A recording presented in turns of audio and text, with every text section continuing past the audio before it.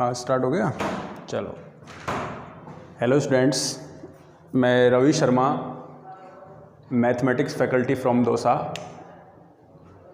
Online जगत की इस दुनिया में शिक्षा के लिए आपका हार्दिक स्वागत करता हूं और हम लोग डिस्कस करेंगे मैथमेटिक्स।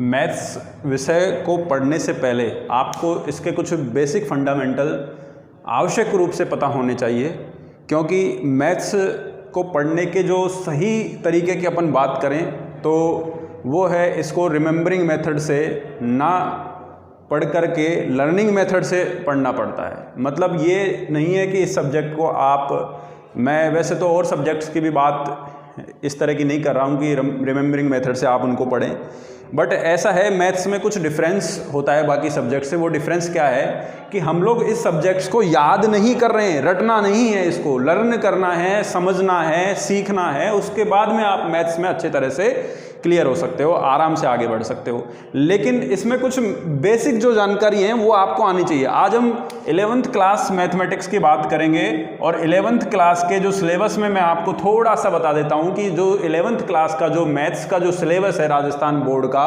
वो सिलेबस है हमारे पास में कि पहला जो टॉपिक है, पहला जो चैप्टर है वो आपके है सेट। सेट मानी समुच्चय। समुच्चय आपको पहला जो चैप्टर दे रखा है, उसके बाद में आपका संबंध फिर आ जाएगा, फलन फिर आ जाएगा, त्रिकोणमिति फिर आ जाएगा, आपको जो गणितीय आगमन का सिद्धांत, सम्मिश्र संख्याएं, और इस तरह के आगे हम पढ़ते हुए पूरे मैथमेटिक्स को कवर करेंगे। आज हमारी जो पहली क्लास है, इस पहली क्लास में हम ये जरूर सीखें कि हमको जो 11th क्लास में जो अभी आपकी नई शुरुआत हुई है मैथमेटिक्स सब्जेक्ट के साथ, तो इसमें आपको क्या क्या आवश्यक जानकारी हैं, जो 10th क्लास तक की जो नॉलेज है आपने अब तक लेके आए हैं, उसके बेस पर आपको क्या क्या जानकारियां पहले से क्लियर करके रखनी है।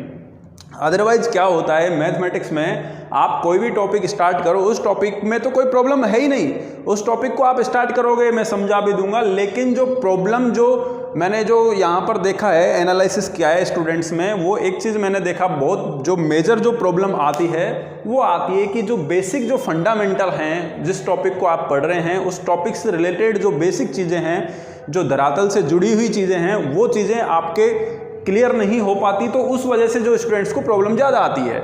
मतलब कि आप जैसे अभी मान लो मैंने सेट्स थ्योरी पढ़ाई, उसमें आपको बताया कि इसके डेफिनेशन क्या है, इसके प्रकार क्या हैं, और उससे रिलेटेड क्वेश्चंस भी करवा दिए। अगर मान लीजिए लेकिन वहीं कहीं मैं आपको बोलता हूँ, किसी सवाल में मैंने आपको पूर्ण संख्या का जिक्र कर दिया, किसका जिक्र कर दिया, पूर्ण संख्या का मैंने आपसे जिक्र किया, या प्राकृत संख्या का मैंने आपसे जिक्र किया, तो पूर्ण संख्या या प्राकृत संख्या का क्वेश्चन डालने पर अब आपको क्या करना पड़ेगा कि पूर्ण संख्या समझ में आनी चाहिए, प्राकृत संख्या समझ में आनी चाहिए। अगर पूर्ण और प्राकृत संख्या पता नहीं तो उस सवाल को नहीं कर पाओगे।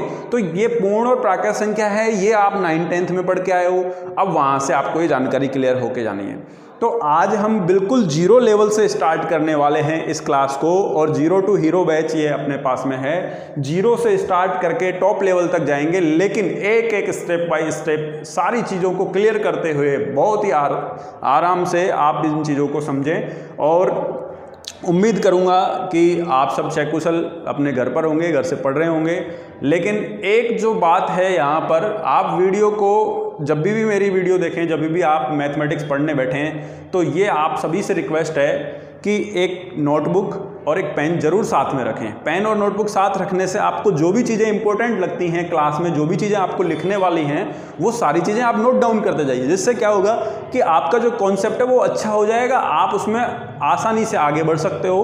और अभी जैसा कि आप लोग सब जानते हो, कोरोना महामारी से सब लोग बहुत अच्छी तरह से परेशान हैं। मतलब कि जितना संघर्ष कर रहे हैं हम सभी लोग, स्टूडेंट्स के लिए भी, टीचर्स के लिए भी, और सभी के लिए बहुत ज़्यादा अभी इसमें चैलेंजिंग काम है। तो इसको हम आगे बढ़ाते हैं। जब भी आपका ऑफलाइन क्लास स्टार्ट होगा, ऑफलाइन स्कूल स्टार्ट होगा, तब आप अगर पढ़ने की सोचोगे, क्योंकि अभी टाइम ज़्यादा हो चुका है, धीरे धीरे टाइम गुजर रहा है, तो अभी हम इस चैलेंज को लेते हैं। और चैलेंज को लेने के पीछे यही है कि आपका पूरा कॉन्सेप्ट एकदम से क्लियर हो जाए। देखो, कोई चीज़ जैसे आपको 1 साल में क्लियर करनी है, 1 साल में क्लियर करनी है, और 1 साल उसका टाइम डिसाइडेड पहले से है, तो उस चीज़ को अगर आप मान लो 1 महीने में क्लियर करोगे, तो ये तो बिल्कुल मतलब ऑब्वियस सी बात है कि आप लोग भी जानते हो कि 1 महीने में क्लियर करने में और 1 साल में क्लियर करने में क्या डिफरेंस रहेगा, क्या चीज़ें क्लियर होगी। तो इससे बेटर है कि आप अभी से इन चीज़ों को क्लियर करें, जो भी कॉन्सेप्ट है, क्योंकि इसका कोई जैसे कि अपन दवाई लेते हैं उसका कुछ साइड इफेक्ट हो जाता है, वैसे यहाँ पर कोई साइड इफेक्ट नहीं है। आप लोग आसानी से अपने कॉन्सेप्ट को क्लियर कर सकते हैं। और मैथमेटिक्स एक ऐसा विषय है जिसको आप अगर अपने व्यावहारिक दुनिया से जोड़ें तो आपको पता लगेगा कि मैथमेटिक्स बहुत ही ज़रूरी सब्जेक्ट है, बहुत कंपलसरी सब्जेक्ट है। इसको आप जितना अच्छे से पढ़ेंगे उतना ही आपको कामयाबी आगे मिलती जाएगी। चाहे आप कोई भी सब्जेक्ट लें, XYZ, आर्ट्स, कॉमर्स, साइंस, जो भी लें, मैथमेटिक्स आपको आनी ही चाहिए। जो फंडामेंटल हैं वो हमको आने ही चाहिए। चलो ठीक है, उम्मीद करता हूँ कि आपने 9th-10th क्लास के अंदर जो संख्याएं हैं, जो नंबर सिस्टम्स हैं, वो पढ़ा होगा। चलो हम थोड़ी सी बात और ये कर लेते हैं कि मैंने इस टॉपिक को क्यों स्टार्ट किया है, इसके पीछे का रीज़न क्या है। कोई भी काम को अगर हम स्टार्ट करते हैं, स्टार्ट करने के पीछे हमारा जो मेन उद्देश्य है, अगर वो उद्देश्य हमारा क्लियर हो जाए तो हम आसानी से उस चीज़ को क्लियर कर पाते हैं। देखो, आज आप पढ़ रहे हैं, अभी मेरी वीडियो देख रहे हैं, आप 11th क्लास के स्टूडेंट्स हैं, चाहे आप जैसे कि आगे और क्लास में कोई स्टूडेंट्स हैं, बेसिक फंडामेंटल क्लियर करना चाह रहे हैं, तो उसके पीछे का रीज़न क्या है। अगर आप रीज़न को क्लियर कर लेंगे, अपना रीज़न और विजन दोनों चीज़ें क्लियर करके रखेंगे, तो आपको ये बहुत ही इसमें हेल्प मिलेगी आगे बढ़ने में। मतलब कि आपको रीज़न पता होना चाहिए, आप क्यों पढ़ रहे हैं, किस वजह से, क्या चीज़ें आपको क्लियर करनी है, आपका टारगेट क्या है। तो वो सारी चीज़ें अब आज हम क्लियर कर लेते हैं। चलो स्टार्ट करते हैं। जैसे कि आपको बता देता हूं मैं कि 9th क्लास और 10th क्लास और हम आगे 11th क्लास, फिर 12th क्लास, और इस तरह से आगे बढ़ते हैं। BSc पार्ट फर्स्ट या BTech पार्ट फर्स्ट, इंजीनियरिंग में जो स्टूडेंट्स एडमिशन लेते हैं वहाँ पर भी हम बात करते हैं। ये जो सिस्टम जो चला आ रहा है, इस सिस्टम के अकॉर्डिंग अगर आप देखें तो आपको जो पहला जो टॉपिक है 9th क्लास में क्या पढ़ा, चलो बताओ आपने 9th क्लास में क्या पढ़ा। 9th क्लास में आप लोगों ने फर्स्ट में आपको संख्याओं के बारे में ही बताया गया था। जो पहला चैप्टर आता है वो संख्याओं के बारे में बताया गया है, ठीक है। आपने 10th क्लास में क्या पढ़ा, 9th से जैसे 10th में आए, 10th में आता ही आपको पहले नंबर पे जो टॉपिक मिला वो यूक्लिड विभाजन थ्योरम वगैरह कुछ इस तरह का मिला ना। भाई यूक्लिड थ्योरम आपने पढ़ा होगा, शेषफल प्रमेय पढ़ा होगा, ये सारी चीज़ें संख्याओं से रिलेटेड चीज़ें आपने पढ़ी ना वहाँ पर। अगर वैदिक मैथमेटिक्स की अगर अपन बात करें, वो थोड़ा बेसिक टूल्स हैं उसकी बात करके, और साइड में आपने देखा 10th क्लास में यही सब पढ़ा है। तो आपने देखा कि ये सारी चीज़ों से, और अब जैसे ही आप 11th क्लास में आए हैं तो 11th क्लास में भी आपको क्या टॉपिक मिलने को मिला है। पहले नंबर पे जो फर्स्ट नंबर पे जो है वो सेट समुच्चय आपको मिला है। फिर उसके बाद में सेकंड नंबर पर आपको मिलने वाला है कौन सा टॉपिक, संबंध और फलन।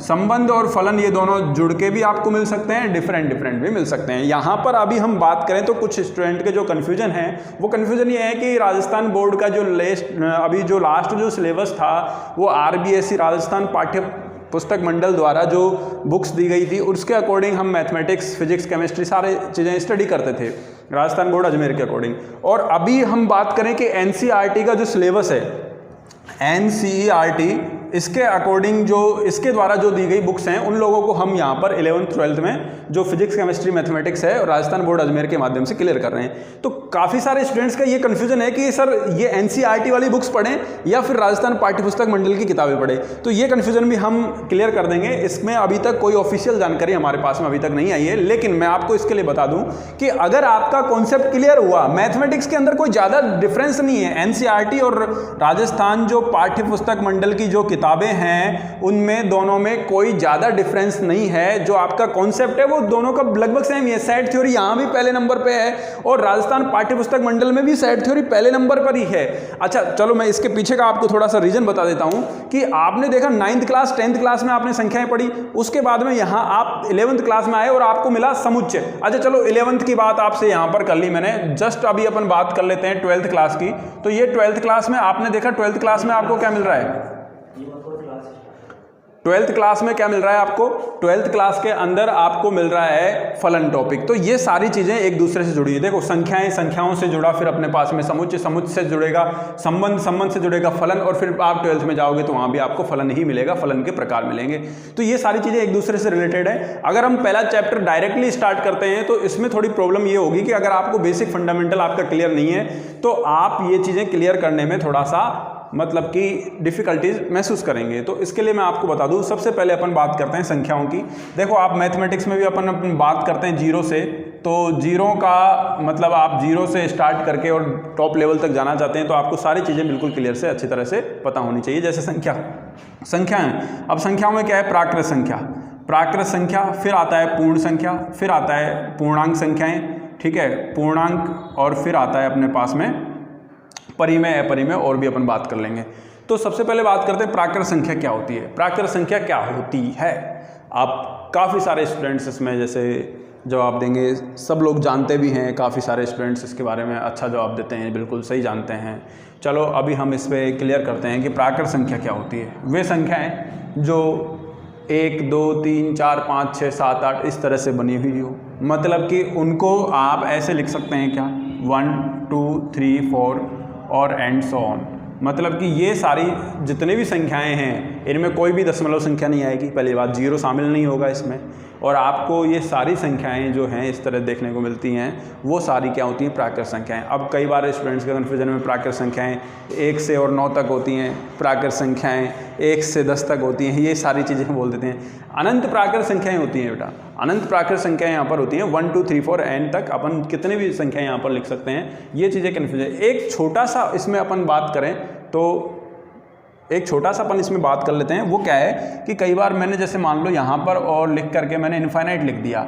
इनफाइनाइट मतलब कि ये जो सिंबल है, इस सिंबल के बारे में आप लोग सब जानते हो, वैसे भी पता होगा आपको कि ये अनंत है, इसको अपन अनंत भी बोल देते हैं, अपरिभाषित भी बोल देते हैं, क्यों, ये सब चीज़ें बोल देते हैं। अगर मैंने प्राकृत संख्या में ये लिख दिया तो आपको मैं इस माध्यम से एक चीज़ क्लियर करना चाह रहा हूँ, वो जरा क्लियर करना, क्या ये सही है, क्या मैंने यहाँ पर प्राकृत संख्याओं के बारे में जो मैथमेटिकल जो डेफिनेशन जो दी है वो सही है क्या।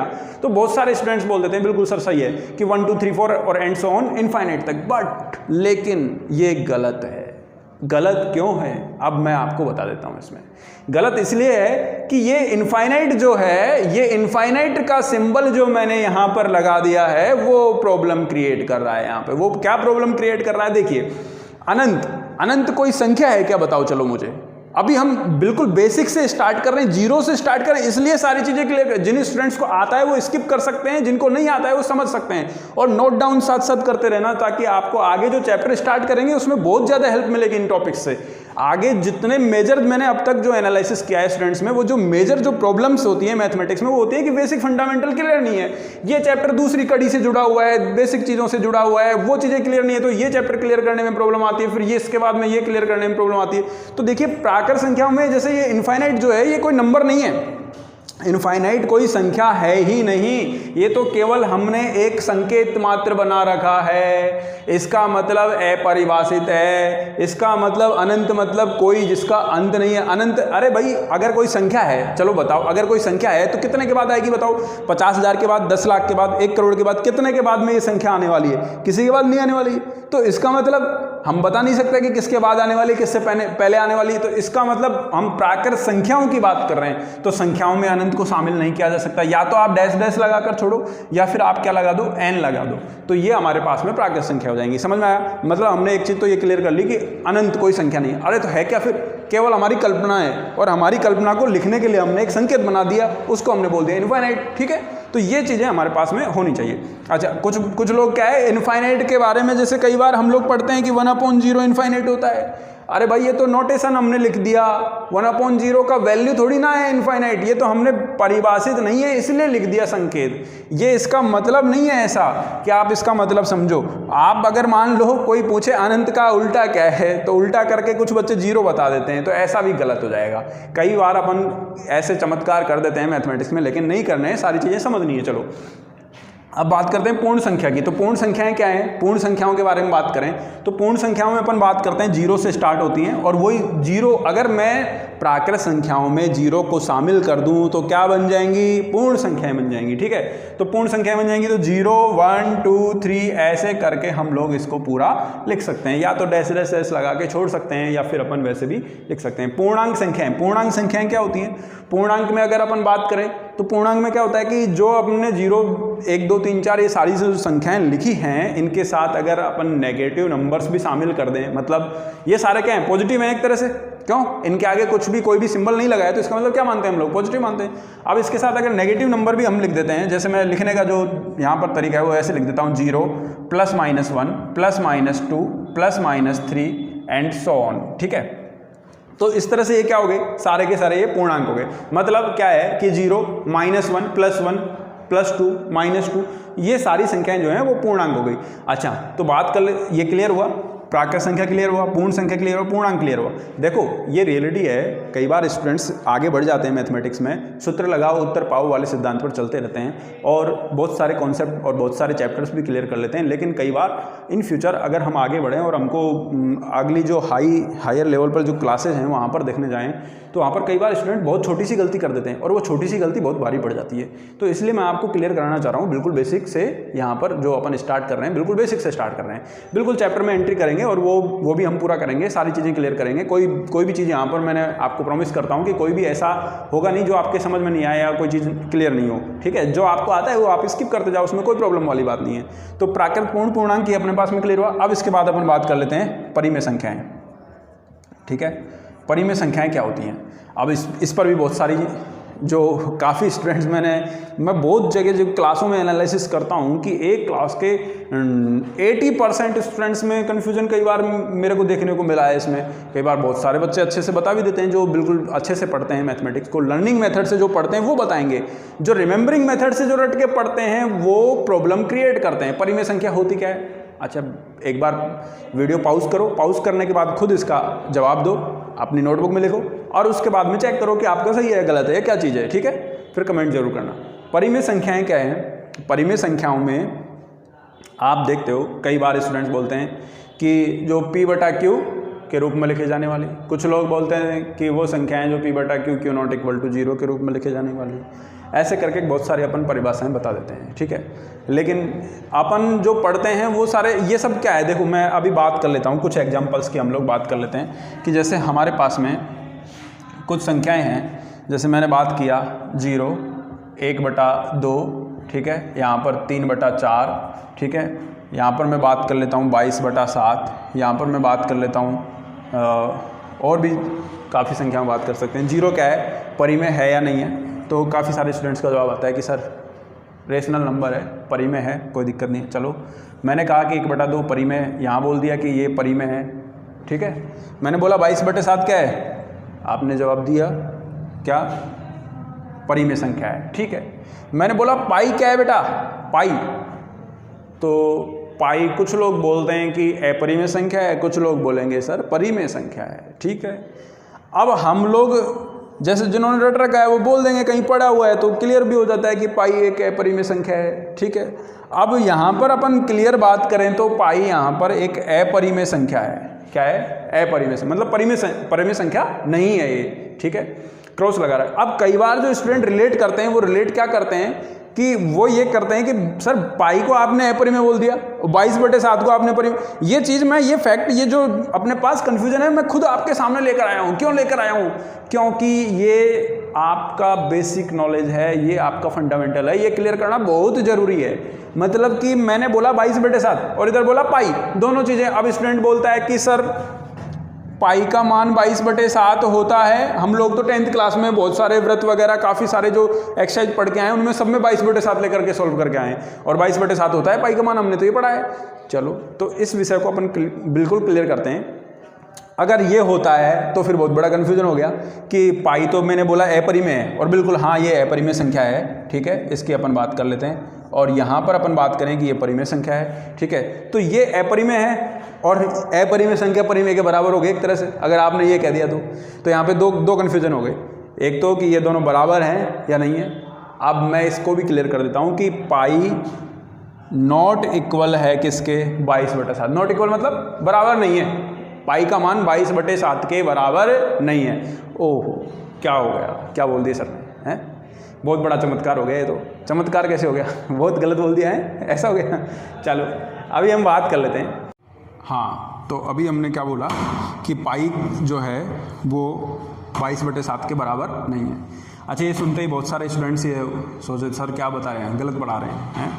चलो मैं बता देता हूँ बेटा, अगर पाई का मान 22/7 के बराबर होता, थोड़ी सी बेसिक जानकारी बता देता हूँ कि पाई का मान अगर 22/7 के बराबर ही होता तो फिर कई बार आप किताबों में ही पढ़ते हैं कि पाई बराबर 22/7 मानकर हल कीजिए, पाई बराबर 3.14 मानकर हल कीजिए, ठीक है, ऐसा पढ़ते हैं ना। तो हम मानकर क्यों करते हैं? जब अगर इक्वल है तो क्यों नहीं करते? और ये फिर क्यों है कि पाई बराबर 22/7 आप ले रहे हैं, तो 22/7 भी तो यार एक संख्या है, क्यों इसको पाई नाम दे रहे हैं आप? क्यों भाई पाई का नोटेशन क्यों दिया इसको? हमने 23/18 को तो नहीं दिया है, हमने 24/7 को तो नहीं दिया। तो ये सारी चीज़ें तो मैं आपको बता देता हूँ। पहले तो ये क्लियर कर लो कि पाई 22/7 के यथार्थ इक्वल नहीं है, बिल्कुल बराबर नहीं है, ठीक है। मतलब ये हुआ कि मैं ये कह सकता हूँ पाई जो है वो लगभग बराबर है किसके? 22/7 के। मतलब एग्जैक्ट बराबर नहीं है, 22/7 के लगभग बराबर है, क्योंकि 22/7 का जो मान है, 22/7 का जो मान है अगर हम देखें तो 3.142857 इस तरह से आगे चलता जाता है। तो ये चलता ही जाता है, मतलब कि आगे जाके रिपीट तो होता है लेकिन कंटिन्यू पूरा कभी भी ये नहीं डिवाइड होता है, मतलब कि रुकता नहीं है ये मान, ठीक है, जिसको अपन आवर्ती बोलते हैं, आवर्ती होती है इसके आगे जाके, ठीक है। तो लगभग जो मान है वो 22/7 का 3.142587 इस तरह, और पाई का जो लगभग मान है वो भी 3.14 ये अपने पास में, ठीक है। तो आप देखेंगे कि पाई का मान और 22/7 का मान लगभग बराबर है, इसलिए बुक्स में, किताबों में हम जो संख्याओं को, जो प्रॉब्लम्स को जो सॉल्व करते हैं तो दशमलव के 2-3 स्थानों तक करते हैं, इसलिए हम 3.14 लेकर के सॉल्व कर देते हैं, कई बार 22/7 लेकर के भी सॉल्व कर देते हैं, ऐसा है। तो आप ये बात पहले से क्लियर हो गई अब आपके कि पाई का मान 22/7 के इक्वल नहीं है, पाई 22/7 के लगभग बराबर होता है, इसलिए हम 22/7 लेते हैं, पहले भी लिया है, आगे भी हम सॉल्व करेंगे, काफ़ी कोई दिक्कत वाली बात नहीं है इसमें। तो इसलिए पाई जो है अपरिमेय संख्या। अच्छा, पाई में और 22/7 में डिफरेंस क्या है? डिफरेंस भी मैं बता देता हूं आप लोगों को कि डिफरेंस क्या है कि पाई जो है वो तो एक अनावर्ती संख्या है, ठीक है, और अशांत है, शांत नहीं है, ठीक है। और जो अपने पास में यहाँ पर जो 22/7 जो है वो 22/7 क्या है? वो भी आवर्ती संख्या है, लेकिन क्या है? अशांत है। तो दो चीज़ें यहाँ से क्लियर हो गई कि पाई 22/7। मैं यहाँ पर अगर मान लो एक संख्या और लिख दूँ कि 2.897654 तो ये संख्या क्या है? ये संख्या क्या है? तो आप बोलोगे कि परिमेय है कि अपरिमेय है। तो अब यहाँ पर कुछ पता लग रहा है आप लोगों को? कुछ नहीं लग रहा। अगर हम बात करें कि ये परिमेय है या अपरिमेय है इसकी, तो कुछ लोग बोलेंगे परिमेय, कुछ अपरिमेय, लेकिन क्लियर बात क्या है कि ये संख्या क्या है हमारे पास में? कौन सी संख्या है? ये अपरिमेय संख्या है, ठीक है। क्यों है अपरिमेय संख्या? क्योंकि अभी हम बात कर लेते हैं चलो इसकी। तो सबसे पहले अपन बात कर रहे थे कि परिमेय और अपरिमेय के कॉन्सेप्ट को बिल्कुल आर पार आगे तक, जब भी कभी आप परिमेय अपरिमेय के बारे में बात करो, कभी कंफ्यूजन नहीं आना चाहिए, बिल्कुल क्लियर होना चाहिए। बिल्कुल क्लियर होने का मतलब कि कभी प्रॉब्लम ही ना हो, कोई डाउट ही ना हो। अच्छा चलो, आप लोगों ने, बहुत सारे स्टूडेंट्स ने, ईमानदारी से देखना कि जो गलतियाँ की हैं, बहुत सारी गलतियाँ आगे भी करने वाले होते हैं जो ठीक से रिमेंबरिंग मेथड से पढ़ते हैं या फिर लर्निंग मेथड से नहीं पढ़ते हैं वो सारे। तो वो क्या होता है कि परिमेय अपरिमेय में बहुत प्रॉब्लम, और वो प्रॉब्लम कैसे आई? आप लोगों ने मैथमेटिक्स को पढ़ा किस तरीके से? रिमेंबरिंग मेथड से। रिमेंबरिंग मेथड मतलब याद करने के तरीके से कि sir P/Q not equal to 0, P/Q not equal, अरे ये पढ़ते पढ़ते आगे भी तो था उसमें कुछ कि P और Q। अच्छा चलो, मैंने यहाँ पे बोला, आपने जैसे कि बात कर ली यहाँ पे P और Q, ठीक है, और आगे भी तो था P और Q दोनों क्या है? पूर्णांक संख्याएं हैं। क्या है? पूर्णांक संख्याओं की बात की थी, ठीक है। तो पूर्णांक संख्याओं की जब आपने बात की, जैसे मान लो और भी आपको बात कर दें कि यहाँ पर मैं बोला कि √2, क्या बेटा? ये जो √2 है वो क्या है? परिमेय है कि अपरिमेय है? चलो क्लियर करो। सारे बच्चे जानते हैं कि √2 10वीं क्लास में लिखा हुआ था ना, क्या लिखा हुआ था? कि ये अपरिमेय संख्या है, ठीक है, क्लियर है, चलो ये जानते हैं। अगर मैंने बोला √4, तो अब इसकी बात करेंगे बहुत सारे स्टूडेंट, तो बोलेंगे क्या सर ये क्या है? ये क्या है? ये परिमेय संख्या है या अपरिमेय संख्या है? बोलो, परिमेय संख्या है, ठीक है। अच्छा, ये तो मैंने बता दिया कि आपको ये परिमेय है, ये अपरिमेय, आपको भी पता था। लेकिन अगर अपन आपकी परिभाषा के हिसाब से चलें कि P/Q और Q नॉट इक्वल टू 0, तो भाई √2 है, इस √2 को भी तो ऐसे 1 लगा के लिख दिया, इसलिए आपने चलो ऐसा बोल दिया कि सर √4 तो परिमेय है, तो √4 को आपने मुझे बोला कि √4/1 P और Q के रूप में लिख दिया आपने इसको, क्यों? और ये अपने पास में परिमेय संख्या हो गया। तो मैंने फिर बोला कि √2 है, इसको भी तो अपन ऐसे लिख सकते हैं ना, √2/1 इनऑर्गेनिक, तो ये क्यों परिमेय नहीं हुआ, रीजन क्या? तो बेटा इस सब चीजों के पीछे जो रीजन है वो मैं बता देता हूं कि आपने जो रटा है कि P बटा Q Q not equal to 0, और साथ में वो भी तो पढ़ा था कि P और Q पूर्णांक होने चाहिए, उसको भूल गए। रटने का यही साइड इफेक्ट है कि जो पढ़ा उसमें से कुछ चीजें याद रहेगी, कुछ भूल गए, ठीक है। और अब रिमेंबरिंग मेथड को छोड़कर लर्निंग मेथड अपनाएंगे।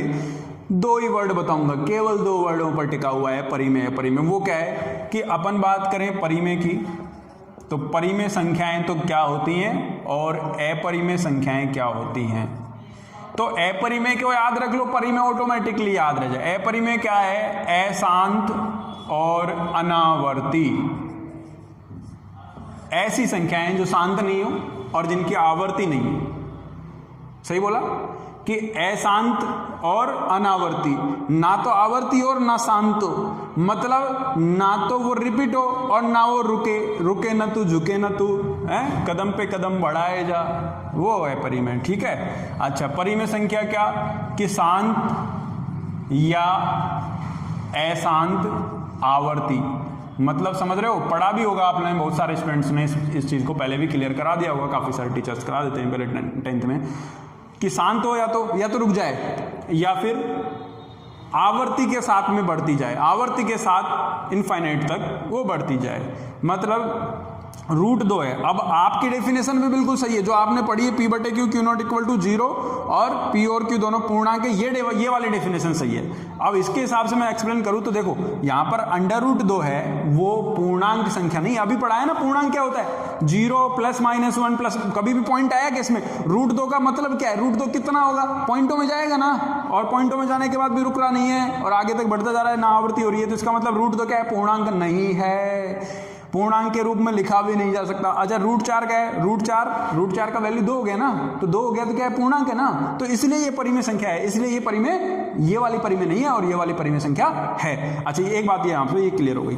दूसरी बात अगर हम बात करें, अभी और भी काफी सारे स्टूडेंट्स बोलेंगे, बहुत सारे आविष्कार करते हैं मैथमेटिक्स में, बहुत आविष्कार करते रहते हैं, लेकिन कई बार टीचर के संपर्क में आते हैं तब उन आविष्कारों का अच्छी तरह से पता लगता है और वो सही या गलत होते हैं वो उनका भी पता लगता है, ठीक है। बहुत आविष्कार हम लोग खुद किए जाते हैं कई बार, और ऐसा होता है ना कि बहुत सारी चीजें अपन टेस्ट लेते हैं, जब बहुत सारी चीजें अपन देखते हैं तो वो दिख नहीं पाती हैं स्टूडेंट्स की कमियां, जो गलतियां हैं वो, बट एनालिसिस जो हम लोगों ने किया है, मैंने अब तक जो भी एनालिसिस किया उसमें जो भी आपकी वीकनेस है, जो कमियां हैं, जो मतलब वीकनेस किस बात की, भाई जो आता नहीं है, जो क्लियर नहीं है कॉन्सेप्ट, वो वीकनेस है, तो वो दूर कर दो ना, क्लियर हो जाएगा, फिर प्रॉब्लम ही नहीं आएगी पढ़ने में, मजे के साथ, बिल्कुल आनंद के साथ मैथमेटिक्स पढ़ोगे।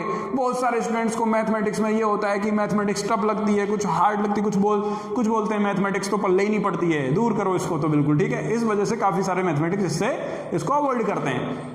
लेकिन अगर आप समझोगे तो बहुत ही मजेदार, बहुत ही शानदार और बहुत ही अच्छा सब्जेक्ट है और जीवन में सबसे ज्यादा काम में आने वाला सब्जेक्ट है, ठीक है। तो अगर हम बात करें तो अभी देखो आविष्कार कैसा, मैंने बोला 0.25, ठीक है, और अपॉन में लगा दिया कितना, कुछ भी लगा दो, चलो 1 ही लगा दो, 1 तो ये बात कर ली मैंने, 1 मैंने बोल दिया कि 5 में बटे 2, ठीक है, 1 ये संख्या की बात कर ली, और 1 मैंने बोल दिया कितना कि 3 में बटा 10, ठीक है।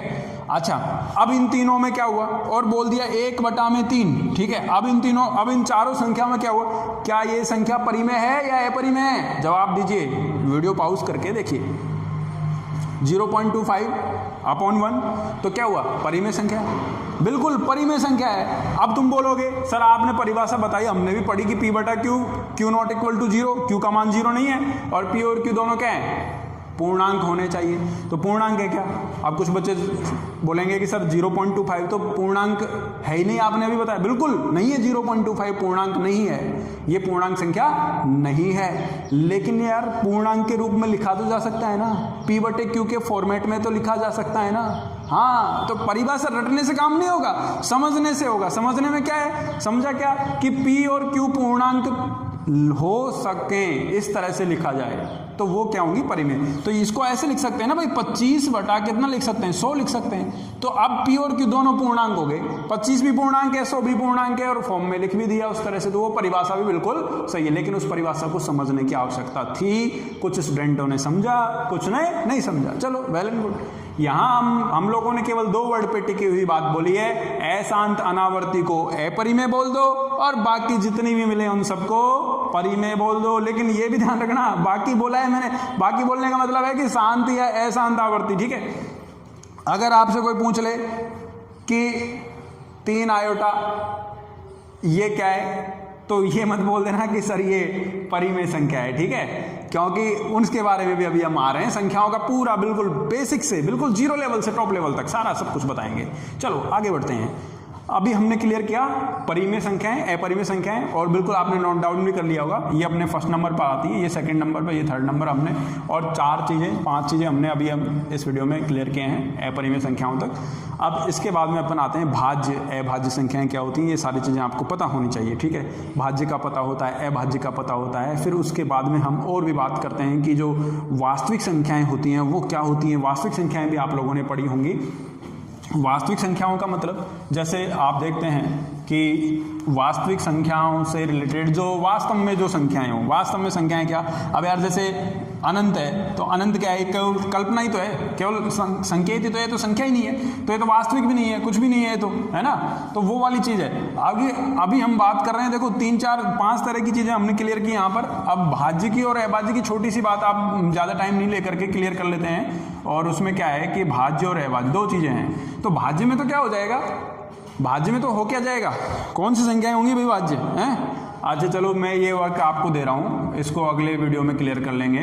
अभी बहुत सारे स्टूडेंट, मतलब 90% से ज़्यादा स्टूडेंट्स जो हैं वो सारे सब जानते हैं इसमें कि भाज्य क्या होता है, अभाज्य क्या होता है, तो अभी हम टाइम यहाँ पर नहीं ले रहे हैं। आप खुद को ये असाइनमेंट दिया जा रहा है कि आप क्लियर करें, इसकी डेफिनेशन क्लियर करें, इसके बारे में क्लियर करें, फिर मैं बहुत सारे आपको फैक्ट्स लेकर आऊँगा, बहुत सारे कॉन्सेप्ट्स आपको बताऊँगा कि क्या क्या चीज़ें हैं, किस तरह से क्या क्वेश्चन आपके सामने आ सकते हैं।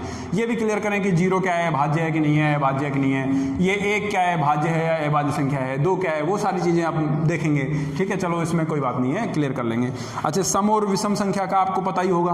देखो बहुत हम बिल्कुल बारीकी से एक एक चीज़ क्लियर कर रहे हैं, मतलब हम बिल्कुल 0 लेवल से स्टार्ट कर रहे हैं यहाँ पर, ऐसा नहीं है कि बहुत हार्ड एंड फास्ट काम कर रहे हैं। सम और विषम का आपको पता है, सम संख्याएं क्या होती है, क्या होती है सम संख्याएं, 2, 4, 6, 8, इस तरह, जिसमें 2 का पूरा भाग चला जाए और विषम उसको छोड़कर बाकी सब, ठीक है। तो सम विषम का भी आपको पता है, इसमें भी कोई प्रॉब्लम वाली बात नहीं है। चलो ये भी आप लोग असाइनमेंट के फॉर्म में क्लियर करके आएंगे। चलो हम अब आगे बढ़ते हैं। वो हमारे पास में कौन सी संख्या है, वास्तविक संख्या, ठीक है। वास्तविक संख्या मतलब कि रियल नंबर, ठीक है, रियल नंबर। रियल नंबर क्या है, रियल नंबर हम बात करें कि वे सभी संख्याएं जो या तो परिमेय हो या अपरिमेय हो, मतलब अभी हमने परिमेय भी पढ़ लिया और अपरिमेय भी पढ़ लिया, ठीक है। तो दोनों को मिलाकर जो कॉम्बिनेशन बनता है, जो दोनों को मिलाकर जो संख्याएं होती हैं वो सारी वास्तविक हैं। मतलब कि जो हमने प्राकृत, पूर्ण, पूर्णांक, ये सभी संख्याएं पढ़ी हैं, परिमेय, अपरिमेय, ये सब वास्तविक संख्याएं हैं, सारी वास्तव में हैं, सबका वास्तव में काम होता है। समझ में आ रहे हो बात, ठीक है। तो वास्तव में, अच्छा इनको लिखा किस तरह से, संकेत रूप में, जैसे इनका जो समुच्चय होता है ना, समुच्चय अभी हम पढ़ेंगे, क्लियर करेंगे, लेकिन बस एक बेसिक फंडामेंटल के फॉर्म में ध्यान रख लो। समुच्चय का मतलब जो इनको अपन व्यवस्थित तरीके से लिखें, एक संकेत रूप में व्यक्त करें, तो वो क्या होता है, आर से व्यक्त करते हैं। अच्छा एक बहुत अच्छी परिभाषा इसकी और बता देता हूं, वो क्या है कि जिनको संख्या रेखा पर प्रदर्शित किया जा सके वो सारी संख्याएं, वो सभी संख्याएं क्या होंगी, वास्तविक संख्याएं होंगी। मतलब संख्या रेखा कैसे, ये संख्या रेखा हो गई, ग्राफ बनाया ना कभी, क्यों भाई, ग्राफ खींचा होगा, संख्या रेखा भी बनाई होगी आपने, ठीक है। संख्या रेखाओं पे 1 मिनट, संख्या रेखाओं की आपने बात की, तो जैसे हमने बात करें संख्या रेखा पर इधर की तरफ, जैसे मान लो नेगेटिव में अपन बढ़ते जाते हैं बहुत सारे नंबर्स, मैं यहाँ पे एक नोटेशन माइनस इनफाइनाइट ले लेता हूँ, इधर मैं प्लस इनफाइनाइट मतलब पॉजिटिव इधर की संख्या है, ये मान लो बीच पे कहीं कहीं ये 0 है, 0 को मैंने नोटिफाई कर दिया। तो अब इसके इधर कोई भी संख्या, मैंने बोला 3.1457228, तो इसको कहीं ना कहीं लिख सकते हैं ना, जैसे मान लो ये 1 है, ये मान लो 2 है, ये 3 है, तो 3 के आगे 3.14285, इसको भी कहीं कहीं ढूंढ सकते हैं, लिख सकते हैं, व्यक्त कर सकते हैं संख्या रेखा पर। जैसे हमने कहा कि 0.5738, तो वो भी कहीं ना कहीं तो होगी ना, क्योंकि एक बिंदु के अनंत टुकड़े किए जा सकते हैं, एक जो पॉइंट है उसके इनफाइनाइट जो अपन जो टुकड़े कर सकते हैं। तो इसका मतलब यहाँ पर इस रेखाखंड के भी अनंत टुकड़े कर सकते हैं। अनंत का मतलब अनंत, तो अनंत का मतलब कुछ भी अपन कोई भी संख्या यहाँ लिखेंगे वो सब वास्तविक हैं, उनको अपन यहाँ पर परिभाषित कर सकते हैं, व्यक्त कर सकते हैं, वो सब वास्तविक संख्या। अच्छा, उम्मीद करता हूँ आप लोगों के सबके समझ में आया होगा वास्तविक संख्याएँ क्या हैं। तो अब हम थोड़ा सा और आगे बढ़ जाते हैं। अभी हम बात करते हैं नेक्स्ट वीडियो में, आज टाइम हो गया है तो हम कल नेक्स्ट वीडियो में बात करेंगे। वो बात हमारे पास में होगी कि आपको मैं संख्याओं के दादाजी से मिलवाने वाला हूँ। किससे? Grandfather of numbers. ठीक है, चलो ये इंटरेस्टिंग फैक्ट अपन कल लेकर आएंगे, इसको भी क्लियर करेंगे और बहुत बिल्कुल बेसिक से क्लियर करेंगे। आज मैं आपको बता देता हूँ कि जो भी हमने अब तक जो पढ़ा है इस क्लास में वो बिल्कुल बेसिक फंडामेंटल है। वो 9th-10th के स्टूडेंट ऑब्वियस सी बात है कि मतलब बहुत सारे स्टूडेंट जानते भी हैं और नहीं भी जानते, तो वो क्लियर हो जाएंगे। इसके बाद में हम कल जो है संख्या रेखाओं के दादाजी से मिलेंगे, वो उनके बात करके पूरा जो नंबर सिस्टम हम एक बार एक्सप्लेन करके देखेंगे। जो असाइनमेंट आज आपको दिया है वो आप करना, उसको कंप्लीट करना, अपने नोटबुक में नोट डाउन करना। ठीक है, उसके बाद में हम अपना चैप्टर स्टार्ट करेंगे 11th class Rajasthan board syllabus के अकॉर्डिंग। अपन सिलेबस में एंट्री मारेंगे और वहाँ से अपन चैप्टर स्टार्ट करेंगे। ठीक है, उम्मीद करता हूँ आपको जो पढ़ा है वो समझ में आया होगा। थैंक यू और गुड बाय।